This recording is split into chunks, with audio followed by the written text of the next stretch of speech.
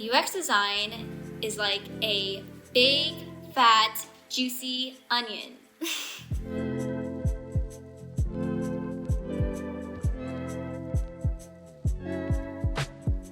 Hello guys, my name is Lizzie and I'm self-learning UX design full-time.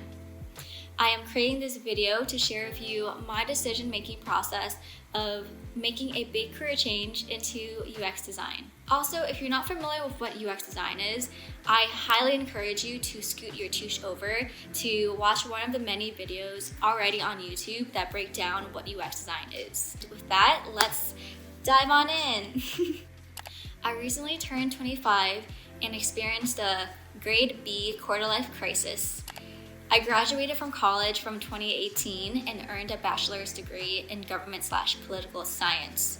And lucky enough, I landed a job at the Massachusetts State Senate where I worked for 2.5 years as a director of constituent affairs for a state senator.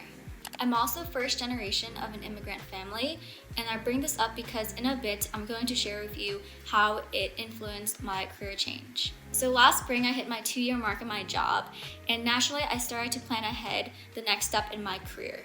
So I was thinking two main things. One was potentially pursue a graduate program so that I could help further my career, or I could look for another job.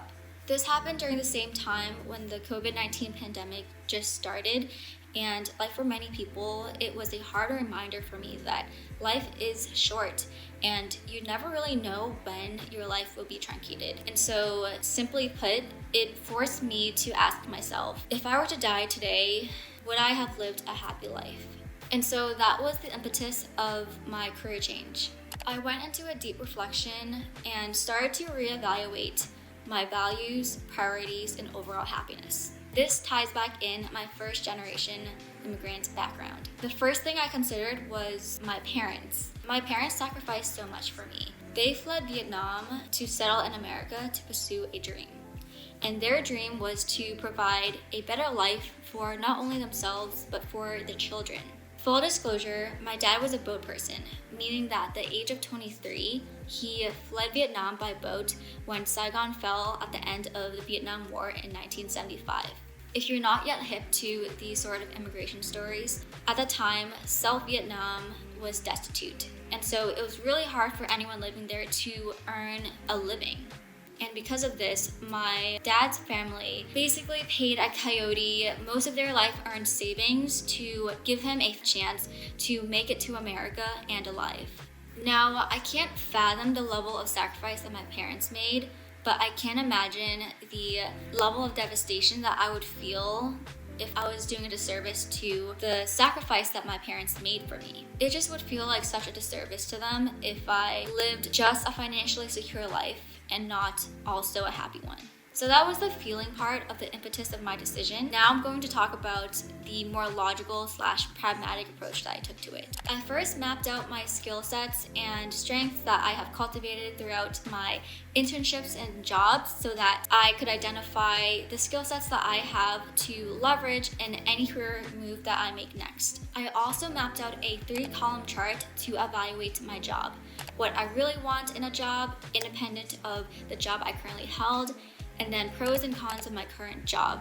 Now, it's really important that the first column is done first so that my current job isn't influencing the job that I actually want to have. Mapping these things out provided me with a visual and tangible reference to help deepen my self-awareness and reflection. What I took away from mapping out my skill sets was that I identified that I had very strong soft skills, the type of skills that you can expect from someone that work in government or politics. So namely, I'm good at creative problem solving, I have strong verbal and communication skills, and I have experience with facilitation of ideas from constituents and stakeholders. What stood out to me from my 3-column chart was that I loved the social and legislative impact that I was contributing towards in my job.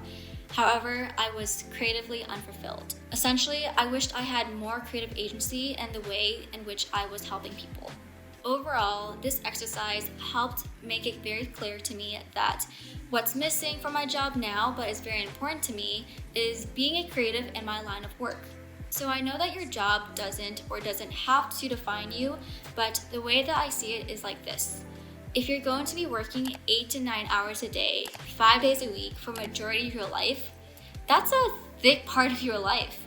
So sure, my job may not define me, but I sure as heck want to be extremely passionate about the work that I do that takes up that really thick chunk of my life. So after all of this reflection and consideration, I knew in my bones that I needed to make a career change into something that will provide me more creative agency. My starting point was LinkedIn. I spent hours and days scouring the entire website to be super nosy. I was checking out everyone's profile that had a position that I thought would be interesting to me. And I didn't stop until I stumbled across a UX designer's profile and was like, hey, this is pretty cool. At this time, I didn't know what UX design was about. So naturally what I did was I messaged him and just asked for an informational interview. Like I mentioned at the beginning of my video, I'm not going to break down what UX design is in great detail, but I will say this. UX design is like a big, fat, juicy onion. In that there's many layers to UX design beyond what many people may think it is, like visual design and making things look pretty. No, UX design has so many layers to it.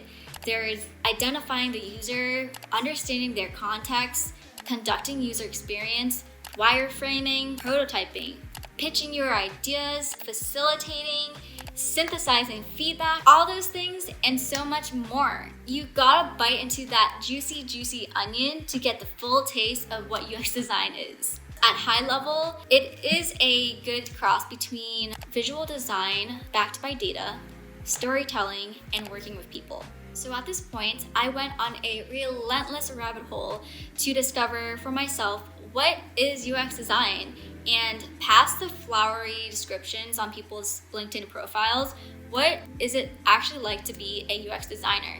Like, what do you actually do in an everyday situation? I took a 3-pronged approach to investigating this. First, I joined a bunch of free online UX design webinars and courses.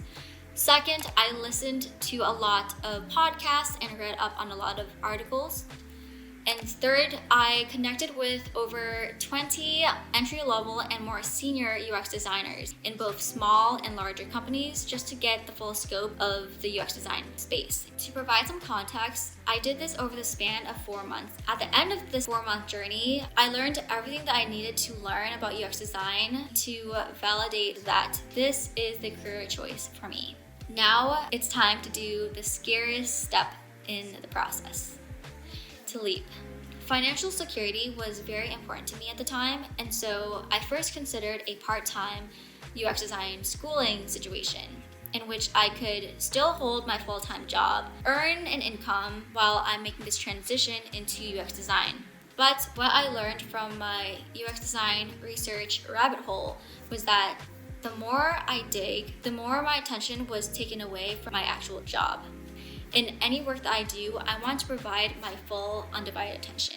And that was when I knew that I had to quit my job and fully immerse myself in UX design. So then I applied to a bootcamp, got in, quit my job, ended my apartment lease in the city, moved back home, then withdrew from said bootcamp, and now I'm committed to self-learning UX design.